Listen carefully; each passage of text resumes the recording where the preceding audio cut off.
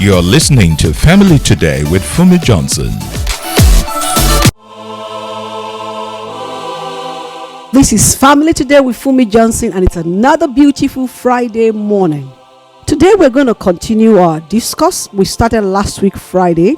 For the benefit of those that did not listen in last week, I may have to reread the story again. We call the lady's name Jane. That's the name we gave the lady. And we will call the husband John. Those are just names I gave the people so that we don't divulge their true identity. So I'm going to read and I want you to listen. My husband and I have been married for 5 years. We had always enjoyed peace in our home. I know people say the first year can be tough, but I can honestly say that we experienced none of that. 2 years after we got married, we decided to start trying for kids, and I got pregnant with our daughter. It was hell. The pregnancy, the labor, the delivery, postpartum, I was in the trenches all through. A year after, he suggested trying for another child, and I told him there was no way I was going through that again because I almost died the last time. He said he understood, and we both agreed that if we felt strongly about more kids still, we would consider adopting. Last year, my husband, his mother, and a pregnant lady showed up in our home. My mother-in-law said, since I decided not to have any more children, our son has to try to have a boy, and he is now expecting one with the lady. I was broken beyond words. I could not bring myself to forgive him despite his pleas. I threw myself into my work and my daughter and moved into the empty wing of the house with her. I was so depressed but could not let it show. I could not move out of the house totally because we bought it together, and my mom warned me not to leave before I decide if I wanted to legally divorce so I don't lose that investment. My daughter and I stayed on our side, and we went about our lives separate from the new madam. He took over school runs and most extracurriculars so as to stay close to her, that is my daughter.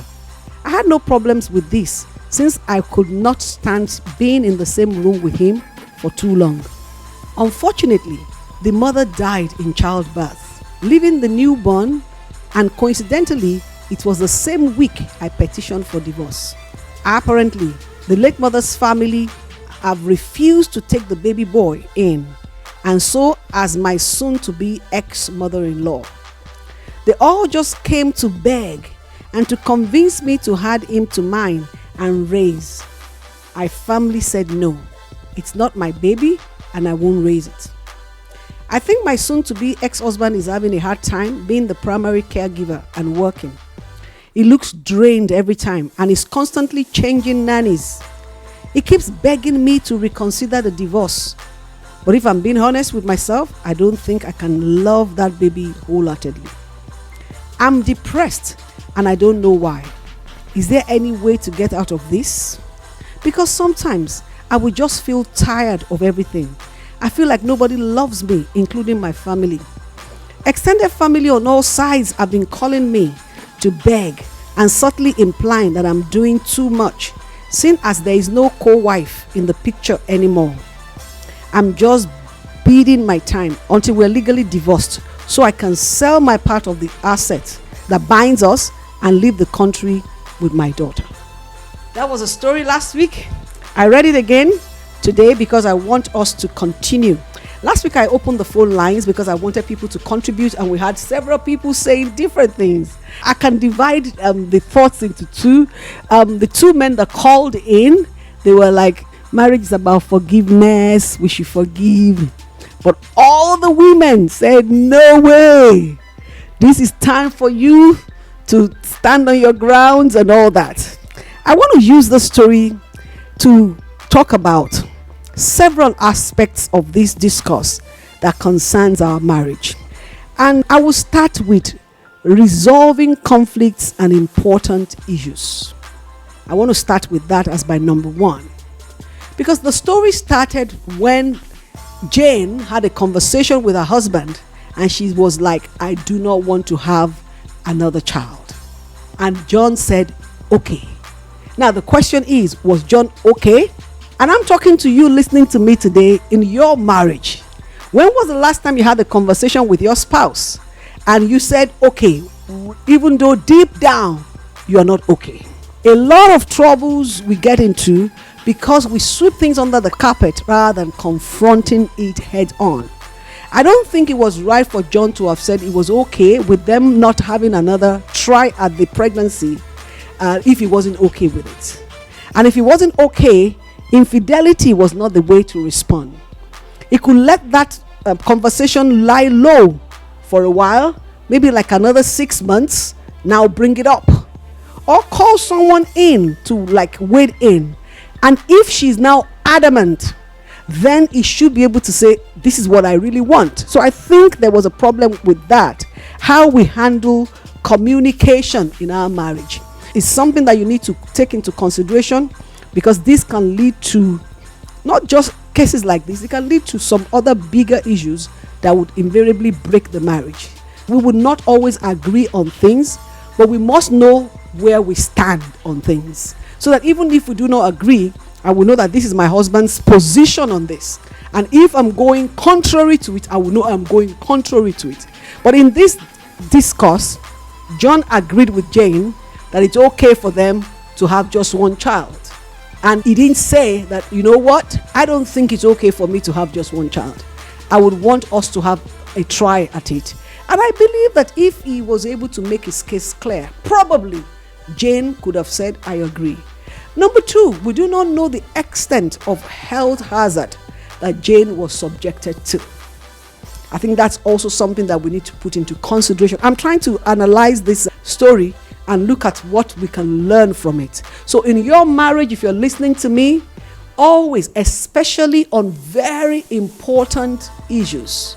I know the case of a couple where the husband and wife agreed that they would not relocate. But after a while, the wife felt, you know what, that's your business. I'm going to relocate. And subtly behind the man, the woman did everything, got the passport, got the visas, and a day or two to when she was supposed to relocate, told the man, I'm leaving with the children. And the husband was like, from when to when? When did you start making this plan?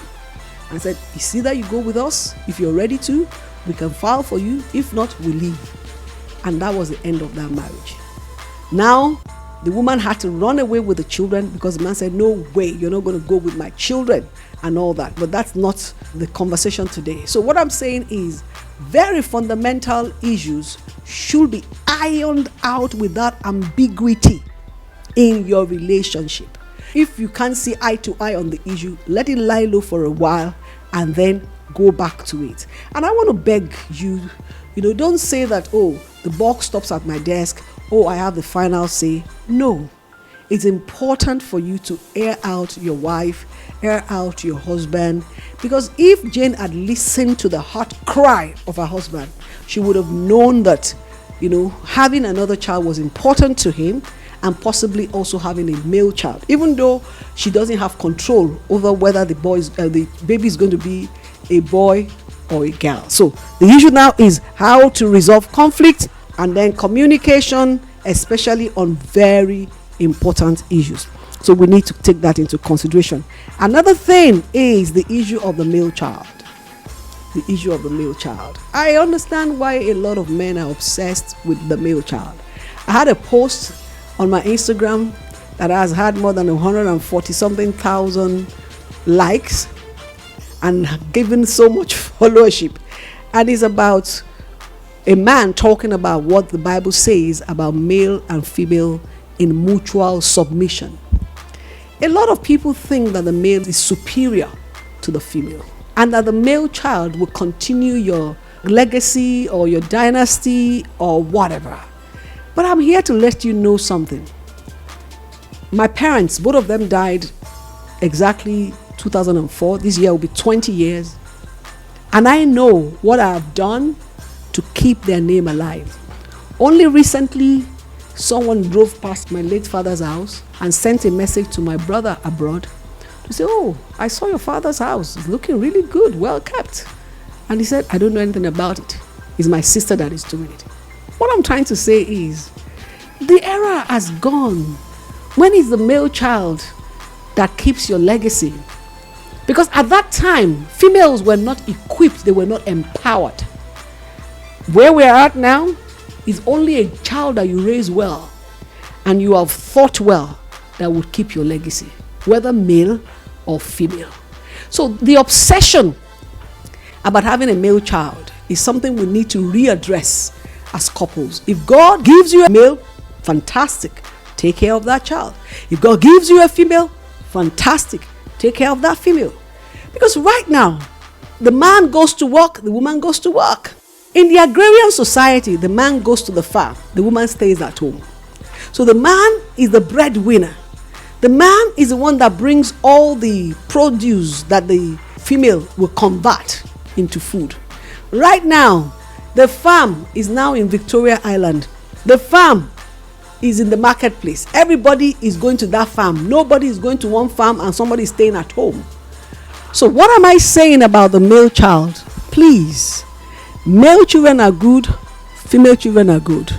There is no one that is superior to the other. So, and you are not in control of whether you're going to have a male or a female. It's God that gives children. And the purpose of these children is given to them right from the time they were created by God. I can mention some female names and you would ask me, where are their husbands? I mean, names like Mary Slessor, Mother Teresa. These were people born way before I was ever born. And their names, we still refer to them. If you do something that is worthy of note, your name will remain. You don't have to have a male child or a female child. And we know some notable people who did great things and their children bungled everything. We still remember them for the great things they did, not even what their children are doing now. So please don't get unduly obsessed about having a male child. I think that's also what led to John's problem. He was obsessed with having a male child. Let's stop this conversation now. Remember, you can follow me on Instagram, Facebook, YouTube, TikTok, X, Threads, the Funmi Johnson, because this is something about family and I want you to learn from it. So remember, resolving conflicts on important issues, communicating your mind to your spouse. You must learn those communication skills. Maybe another time I will talk about that. And then obsession about the male child. We continue this conversation after the short break. Paul says it is better for a single man to marry than to burn. Are you single, married, widowed, separated, or divorced? Join me on Family Today. Family Today with Funmi Johnson is one program that will bring you in alignment with who you truly are and open your mind to how you rock your significant interpersonal relationships while sidestepping the landmines, culture, religion, and society have laid in your path. Family Today with Funmi Johnson goes where others are shy to go and shines the light in the dark corners others have forgotten. Tune in at 11:30 a.m. every Friday to listen to Family Today with Funmi Johnson on Inspiration 92.3 FM. We are back. We are listening to Family Today with Funmi Johnson and we're talking about some issues concerning Jane and John. So now let's look at another thing that came up. Mother-in-laws and extended family. I will take mother-in-laws away from extended family and deal with mother-in-laws first and then extended family. Mother-in-laws, please, can you leave your children alone when they are married? Is it a possibility? And let me tell you this, let me give you a heads up. I'm a mother-in-law to two people. I have a son that is married and I have a daughter that is married. So whatever I'm sharing with you, these are self-talks I've spoken to myself. When your daughter marries, the man she is married to is a new person to you. You have to learn to know them and you have to grow into being their friends and you have to be intentional about it. The same thing when your son marries a woman. That young lady, she doesn't know you. So you have to step back, learn to know that person and learn to be a friend. But you see, especially with mothers of men, we think it's our right. You go into your son's house. Anyhow, let me tell you a story. So I was in counseling with a young lady, and I said to her, hey, hurry up. You have to go to your husband's house. I said, what do you mean my husband's house? Why don't you say go to our house? Why would you call it my husband's house? First, it wasn't built by my husband. 2, we rented it. 3, we paid for the rent equally. So why would it be his house and not my house? I'm like, oops, I found out subconsciously. That's what we say. In fact, we have some anchor people for weddings in Yoruba parlance. They say Ile Okoya, like you move from your parents' house to your husband's house. But that's used to be. Right now, you move into the house that both you and the man jointly paid for. So why do we think that your son has more power, more leverage over the house than the wife? Mother-in-law, stop it. Hear me. Can you read my lips? Oh no, you can't read my lips. I'm on the radio. Stop it. You don't even know who paid. In some cases, it's the wife that paid. Let me give you another story. A young lady came to me and to report her mother-in-law, and she said to me, my mother-in-law just came in and started blabbing about, why is the house kept like this? How come you're giving my son one piece of meat where he came from? He chooses the meat he wants to eat. You don't serve your husband like that. I said, the house I paid for. She doesn't know that her son had been sacked for 6 months. My husband told me not to tell anyone. Let's see how we can figure it out. So we are living on one salary, and that's my salary. And the mother-in-law is talking blah, blah, blah, blah. She hadn't seen the car, not knowing that it was the official car, and the car was taken away from her son at the time when he was sacked. And the only car that we're using is my car.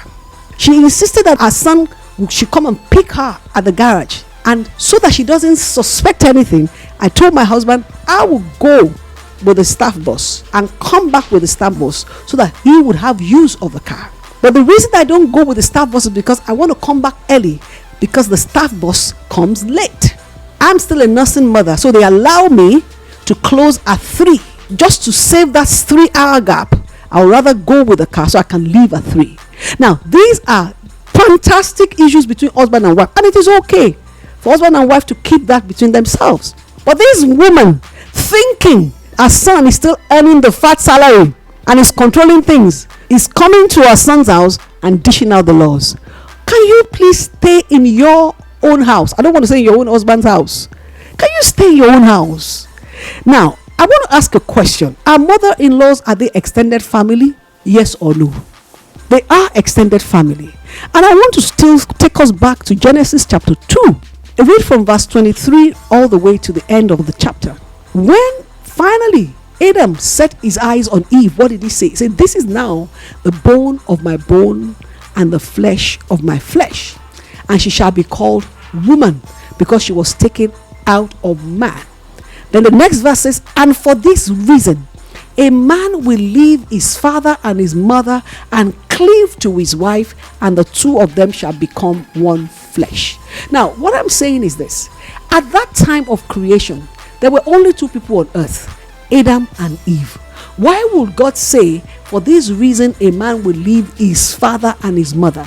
Because the plan of God is that families will come together, the family of the groom and the family of the bride. The 2 of them will leave their son and their daughter, and that new husband and wife will form a new family, independent of the family of their origin. Now, will they have values that they have imbibed from their origin? Yes. But because these 2 people are new, they need to have an independent space to be able to bring the values together, to sort them out, to remove some and build on some. Now, when a mother-in-law is insisting that things have to be done the way your father did it, or the way they have been doing it in the family of origin of our son, then that becomes a problem. Why is it that mother-in-laws often have a hard time letting their sons move on and be husbands? They rather hold on to them and make their daughter-in-laws suffer as well. Someone also asked me, what is the mother-in-law's role when a son gets married? What are some things that she should never talk about with her daughter-in-law or do to her? Someone asked, why do mother-in-laws like to treat their sons like a baby? Another question, why do some mother-in-laws compete with their daughter-in-laws? Another question is this, mothers of married sons, why is it that they don't like their daughter-in-laws? So what is the reason? And then someone asked me this, as a mother and mother-in-law, how does it happen that the son doesn't want to be in the mom's life because the daughter-in-law doesn't like his mom? The last question here is, what if the mom supports the son's choice? The wife just don't want her around, plain, and that's it. Now, what I want to say is this. Let me give a quick advice before I go on. I said I want to talk about 6 things. This is talking about mother-in-laws now. How can you be a great mother-in-law? Number 1, recognize that your role in your child's life is automatically downgraded the moment your child gets married. I'll say that again. Your role in your child's life is automatically downgraded because the Bible says these children will leave you and cleave to their spouses. And if you're so doing, you are obeying God.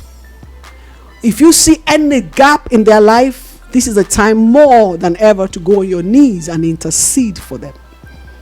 Your advice should be solicited. You do not come and give them unsolicited advice. And even when they ask you, be careful in the way you go into their family issues.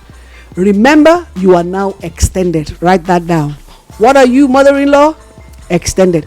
Someone is asking, why am I not talking about father-in-laws? We hardly have these issues. There are a few cases, but more often than not, the issue is with the mother-in-law. So number 1, recognize that your role in your child's life, male or female, is automatically downgraded the moment they get married.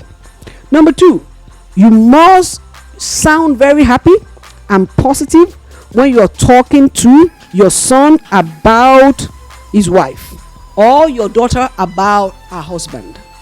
Very, very important, because these are your children and they value your views. So even if you find something negative about their spouse, be careful how you put it. If possible, keep it to yourself and pray for them. Number 3, covet friendship with your daughter-in-law or son-in-law. Very important. Try to look for a common area of interest where you can develop friendship. It's important. Don't forget that you did not have to develop this with your child. Your child grew with you. So the transitioning was easy. But for a stranger, you just met this young lady 2 years ago, 1 year ago, or the day your son knelt down, or something like that. So you have to covet that friendship deliberately. So remember important details of their life. Maybe their best food, maybe their best color, their birthdays, definitely their preferences. Remember, so that would be a common area of conversation. Number 4, don't be nosy. Don't get involved into things that did not ask your opinion. Don't be nosy. Another thing is play fair. Don't always be judgmental. I gave you the example of someone who wasn't working and the wife was covering the husband's nakedness and the mother-in-law did not know. And she kept stamping her feet all around saying, it's my son's house. Even though it was the wife that paid the rent. The husband, who is her son, had been out of job for 6 months. And she did not know that. Be careful. So I said play fair. And by that I mean avoid taking sides. Be careful. You need a lot of wisdom if you need to dabble into their affairs. And lastly, as much as possible, keep your opinion to yourself. And this will take us back to the story of Jane and John. Why was it the mother-in-law that brought the new pregnant woman? What was her business? I mean, if John had a conversation with the wife by himself, maybe the wife would not have felt so betrayed, so depressed, so wronged. The mother-in-law came and said, since you're not able to have a male child, and since my son wants a male child, he has found someone, and now the person is pregnant. I think that's a height of betrayal, and that's also the height of intrusion from the mother-in-law. She should not have been involved. So stay on your lane, don't get involved. So that's another issue. So we have talked about resolving conflict, we have talked about the male child, we have talked about extended family and mother-in-laws, and we said mother-in-laws are also extended family. In the last paragraph of that story, we said the extended family, they're now telling her, now at least there's no second wife involved, you should let it go. And I want to say, extended family, stay on your lane. You are not Jane. Let her make her decisions, because when John was making his decision to go into infidelity, you were not there. So allow her to make her decision. Another issue I want to quickly talk about is adoption. Jane mentioned the issue of adoption. I know our culture is not so open to adoption as much, but it's an option that can be looked into. Another one is also surrogacy, because if a health challenge could not take it, they could still have taken both the egg and the sperm of the two of them and have someone help them to carry the baby, and that would have probably solved the problem. And that's what I'm talking about, communication on important issues. Probably if they have discussed it, they would have taken that option as well. We also do not know whether John was just a promiscuous person and was just using the male child as an excuse for infidelity. We don't know that. There's another issue in this story, is the issue of mental health. Jane kept saying she's depressed and she can't push it any further. It's important for us to know that our mental health is important, and to husband and wife, it's important for us to manage the way we respond to things. And I would not force Jane in any way to take up the boy. The boy is not an issue. Innocent. He wasn't part of the whole story. But the mental health of Jane is also very important. And lastly is the issue of divorce, separation. Now, in the divorce, Jane's mother-in-law too intruded by advising her, stay there until when you decide. I want to beg fathers, mothers, once your children get married, spend more time praying for them than advising and counseling them. Let God counsel them based on the values that you have put into them. And I would advise that Jane can stay separated for a bit to see if John is truly remorseful or he just needs a caregiver for the child. Another thing we should talk about is custody for the child in the case of separation or divorce. It's important for us to know that a child will need both parents to develop holistically. I say it in my mother tongue. I tell people that are separating, don't ever undermine the presence of your spouse, even if they're ex, in the life of the children. So when you're making that decision, make it carefully. This is a conversation that is very important, and I want to advise that husband and wife, we should remember to handle our communication very well. We should know that the male child is not superior to the female child, that adoption is also an option in the case we're having infertility, that how we handle issues will affect the mental health of our spouse, and then treat our mothers as extended from our nuclear family, and let them know that. These and more are the things I want to share today, and we'll continue this conversation same time next week. Remember, follow me on Instagram, Facebook, YouTube, TikTok, X, Threads, Funmi Johnson. Thank you. Family Today with Funmi Johnson is powered by the Capstone Church Without Walls.